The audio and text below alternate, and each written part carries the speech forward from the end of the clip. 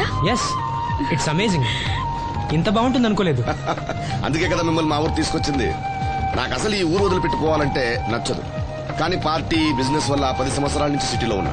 అప్పుడప్పుడు ఇక్కడికి వచ్చి ఈ గోదావరిని, పచ్చటి పొలాల్ని, అమాయకపు ప్రజల్ని చూడకుండా ఉంటే నాకు తృప్తిగా ఉండదు. ఇదిగోండి, అదే మా గెస్ట్ హౌస్.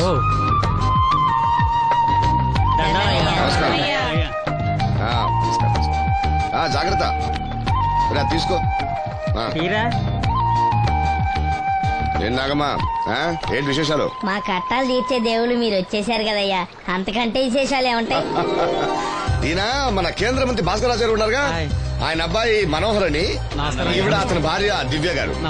వీళ్ళు కొన్నాళ్ళు మన ఊళ్ళోనే ఉంటారు. వాళ్ళకి కావాల్సింది దగ్గరుండి చూసుకోవాలి. ఏంటి రండి. అయ్యా మేడం.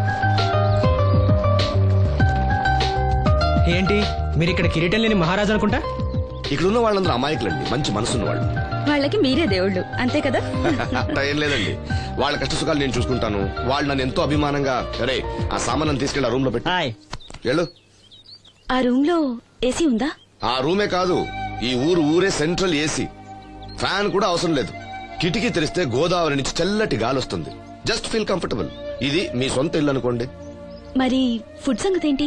ఫుడ్ గురించి మీరు ఆలోచించాల్సిన అవసరం లేదు. ఇక్కడ భవానీ అని మంచి వంట అమ్మాయి ఉంది. ఆవిడ వంట తిన్నారంటే జీవితంలో మర్చిపోదు. ఓకే, నేను స్నానం చేసి వస్తాను. Relax relax. కొండయ్య, ఇట్రా, సామాన్లను పెట్టేసావా? పెట్టేసాను. చూడు, నువ్వు వెళ్ళి ఆ భవానీ నేను రమ్మన్నాను. ఆమె ఒంట్లో బాగలేదు, రాకపోవచ్చు అయ్యా. మరి ఎలాగయ్యా? వీళ్ళు నాకు చాలా కావాల్సిన వాళ్ళయ్యా. జనరల్ గా బయటకు రారు. నేను స్వయంగా రమ్మన్నాను కాబట్టి వచ్చారు. వీళ్ళకి ఎలాంటి ఇబ్బంది కలగకూడదు. నువ్వు వెళ్ళి నేను చెప్పానని చెప్పు. వెళ్ళు. అలాగేనయ్యా.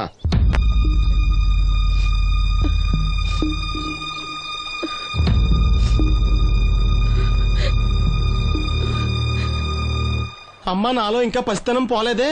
అప్పుడే నాకు పెళ్లి ఏంటి అన్నాను. పెళ్లి చేసుకుంటే పసితనం పోద్దురా అంది. పసితనం పోద్దు కదా అని చేసుకున్నాను. మీరు పెళ్లికి స్కూటర్ కొనిస్తా అన్నారని ఇంట్లో పెట్రోల్ గ్రీజు కొనుక్కుని పెట్టుకున్నాను. పెళ్లికి కొనిస్తా అన్నయం కొనివ్వలేదు. ఓకే, కనీసం పెళ్లికి ముందు పెళ్లి చూపులప్పుడు కట్నం ఇస్తా అన్నారు కదా, అది కూడా ఇవ్వలేదు. మీరు ఎలాగా నాకేమెవరని అర్థమైపోయింది. అందుకే నేనే మీకు ఒకటి ఇచ్చేద్దాం అనుకుంటున్నాను. మీ అమ్మాయిని ఉంచుకోండి.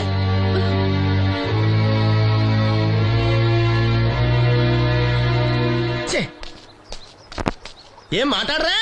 నేను అల్లుండి అనుకుంటున్నారా, అడగాలి అనుకుంటున్నారా? ఏమంటే మాంగారు మాట్లాడండి. నేనేం మాట్లాడను, ఈ ఇంట్లో పెత్తనం అంతా ఆడిదే. నేను ఇక్కడ కుక్కతో సమానం. మీ సమాన హక్కుల గురించి ఇక్కడ ఎవడో మాట్లాడుకోవట్లేదు. నా కట్టం డబ్బులు నాకు ఇప్పించమంటున్నాను. బావా, డబ్బులుంటే ఇవ్వకుండా దాచుకుంటావా? ఎందుకు ఆడపిల్లని ఏడిపిస్తావు? అయ్యి బాబోయ్, నేను దాన్ని ఏడిపిస్తున్నానా? మీరే మమ్మల్ని ఏడిపిస్తున్నారు. మీరు నిజంగా దాని క్షేమం కోరేవాళ్ళే అయితే మా 25,000 ఎప్పుడో మా మొహాన్ని కొట్టేవాళ్ళు. తప్పకుండా ఇస్తాం బాబు. ఆడు దానికోసమేగా రాత్రి పగళ్ళు కష్టపడేది. ఏంటి డప్పు కొట్టి పాటలు పాడటమా? ఇలా అయితే తెల్లారినట్టే. లోన్ డబ్బులు రాగానే తెచ్చిస్తాను బావా. లోనా? బ్యాంక్ అన్నా మీ ఓనా? చిన్నప్పటి నుంచి వింటున్నాం. ఇక్కడ ఎవరు ఊరికే కూర్చోరా, మా ప్రయత్నాలు మేము చేస్తున్నాం. మీరు ప్రయత్నం చేస్తే ఎవడిస్తాడా? ఎవడన్నా రికమెండేషన్ చేస్తే ఇస్తాడు. ఇదంతా నాకు అనవసరం అండి. నేను మీ అమ్మాయిని వదిలేస్తున్నాను. అనుకు బాబు, ఆడపిల్ల పుట్టింట్లో ఉంటే నలుగురు 4 రకాలుగా అనుకుంటారు. మీ గురించి నలుగురే అనుకుంటున్నారు, నా గురించి బయట 40 మంది అనుకుంటున్నారు. అక్కడ కిళ్ళి కొట్టాడు, సారా కొట్టాడు, పతి పని మళ్ళీ ఎదవా, ఈడు కట్నం కూడా తెచ్చుకోలేని సవట అనుకుంటున్నారు. మీ అమ్మాయిని మీరే ఉంచుకోండి.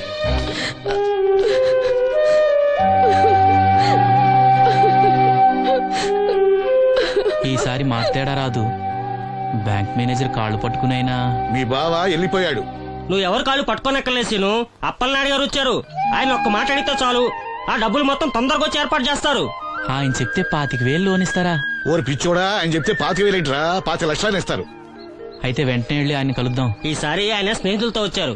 వంట చేయడానికి భవాని ముందు తీసురమ్మన్నారు. అయ్యో, నాకు ఒంట్లో బాగోలేదే. మన వాసంతి పని పట్ట లేకుండా ఉందిగా, వెళ్ళమనొచ్చుగా. వాసంత్ పరా ఇంట్లో పనిచేసే కర్మ నాకేం పట్టలేదు. గుడ్డి కలెక్టర్ గారి ముద్దులు చెల్లండి. ఈవిడెక్కడా పనిచేయదు. మహారాణి అని. దానికి ఇష్టం లేదంటుంది కదా, వదిలేయ్. నేనే వెళ్తాను. పదమేస్త్రి. పేరు శ్రీను, రేవుపాడు పంచాయతీ. ఏమయ్యా, ఒక బ్లైండ్ మ్యాన్ లోన్ గురించి కూడా పట్టించుకోకపోతేలా? రూల్స్ పెద్ద రూల్స్ చూశానులే. ఈ రూల్స్ రెగ్యులేషన్స్ ప్రజలకు ఉపయోగపడాలి గానీ వాళ్ళని ఇబ్బంది పెట్టకూడదు. అవును, ఈ పెద్ద మనుషులు కోట్లు లోన్ ఇస్తారు. వాళ్ళు ఎగ్గొట్టినా పర్వాలేదు, కానీ పేదవాళ్ళకి మాత్రం ఇవ్వరు. ఇప్పుడేంటి, లోన్ సాయం చేస్తారా లేదా? లేదా చెప్పింది ఎక్స్ఎంఎల్ఏ కదా అని విని ఊరుకుంటారా? అది రేపే పంపిస్తున్నాను ఇద్దరిని. అయ్యా అవ్వాలి పని అంతే. Thank you. రాజన్న, తన లోన్ శాంక్షన్ అయింది. రేపు బ్యాంక్ వెళ్ళి డబ్బు కలెక్ట్ చేసుకోండి. మీరు మాకు చాలా సాయం చేశారయ్యా. చాచా, ఇందులో నేను చేసిందేముంది? అసలు ఆ లోన్ ఆపడానికి ఆడేవుడు? రూల్స్ ప్రకారం ఆ డబ్బు రావాల్సింది నీకే. ఏదో మాట సాయం చేశానంతే. ఆ మాట సాయం కూడా ఈ రోజుల్లో ఎవరు చేస్తారయ్యా? మీ వల్ల వీడి అక్క కాపురం బాగుపడింది. నమస్తే మేడం. నన్నెలా గుర్తుపట్టావు? మీరు వేసుకున్న సెంటు వాసన పీల్చి ఇతని పేరు శ్రీను. మన వంట మనిషి ఉందే భవానీ, ఆమె అబ్బాయి. ఓ, మీ మదర్ వంట సూపర్ గా చేశారు. ఆవిడ వంటే కాదమ్మా, వీడి పాట కూడా చాలా బాగుంటుంది. ఓ గ్రేట్. ఏం పాటలు పాడుతుంటావు? మనసులో అనుకున్నది పాటలా పాడుతుంటాను. దేవుడి గురించి, ఈ అందమైన ప్రపంచం గురించి. నువ్వివేవి చూడలేవు కదా. చినుకులు నేల మీద పడగానే వచ్చే మట్టి వాసన బట్టి వర్షం వస్తుందని తెలుసుకుంటాను. అలాగే సూర్యుడు, చంద్రుడు, భూమి, ఆకాశం గురించి చిన్నప్పుడు అమ్మ చెప్పింది. చెట్లు, పూలు, వాటి రంగుల గురించి చెల్లెలు చెప్పింది. పత్రికల్లో వచ్చే కథలు, కవితలు, సమాజంలో జరిగే సంఘటనల గురించి రాజయ్య బాబాయ్ చెప్తాడు. అప్పలనాయుడు గారు లాంటి పెద్ద మనుషుల వల్ల మంచి మానవత్వం గురించి తెలుసుకున్నాను. అయితే నీ పాట ఖచ్చితంగా వినాల్సిందే. ఏది, ఓ పాట పాడు. కొత్త పాట కట్టినప్పుడు పాడతాను. వెళ్ళొస్తాం బాబు గారు. అరే, చెప్పడం మర్చిపోయాను రాజన్న. సిటీ హాస్పిటల్ కి నవీన్ అని జర్మన్ లో చదివిన కళ్ళ డాక్టర్ వస్తున్నాడు. ఆయన నాకు చాలా మంచి ఫ్రెండ్. ఆయన రాగానే కబర్ చేస్తాను. నువ్వు వెళ్ళి ఒకసారి శ్రీను కళ్ళు చూపించు. సంతోషం అయ్యా. పుట్టుకతోనే గుడ్డివాడిని కదా, నాకు కళ్ళు వస్తాయంటారా? అరే, ఒకసారి డాక్టర్ని కలవచ్చుగా. రాజన్న, లోన్ శాంక్షన్ అవ్వకపోతే నాకు కబుర్ చేయండి. అలాగే బాబు. అలాగే. అప్పలనాయుడు గారి దగ్గర నుంచి ఫోన్ వచ్చింది కదండి. వచ్చింది. పెద్దోళ్ళకి ఫోన్లు చేసేయడం సులువే, కానీ ఇక్కడ కొన్ని పద్ధతులు ఉంటాయి. ఇదిగా రికమెండేషన్ చేసడం ఈజీయే, కానీ బ్యాంక్ అన్నకు కొన్ని రూల్స్ ఉంటాయి. ఆ రూల్స్ కి అగ్నిస్ట్ గా లోన్ ఇవ్వడం కష్టం.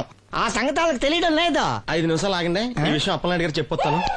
మరి అదే ఇవ్వడం కష్టం అన్నాను కానీ ఇవ్వడం లేదు కదా. చెయ్యొదలండి. సారీ. చూడు బాబు, ఆడు చూడలేడు. మీట్ అయిపోయి మీరు సగమే ఫుల్. అందుకే కదండి బ్లైండ్ కోట. ఇందులో నీకు వాటానా? కాదండి, మొత్తం ఆయనకి.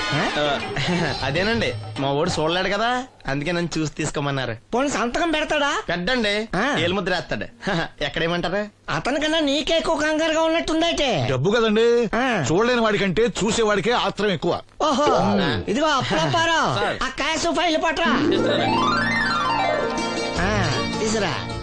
అదే, ఇదిగో బాబు, ఇక్కడ వేలి ముద్ర. అదే, అలాగా. ఇదిగో క్యాష్ తీసుకో బాబు. తనుకో, లెక్కెట్టుకో. తనుకో. ఏమండే, పనిలో పని ఇంకో ఏలు ముద్ర ఏం చేయమంటారా? దేనికే? నెక్స్ట్ టైం వచ్చినప్పుడు ఎక్కర్లేదు. ఈ వాట సరిపడినదైతే.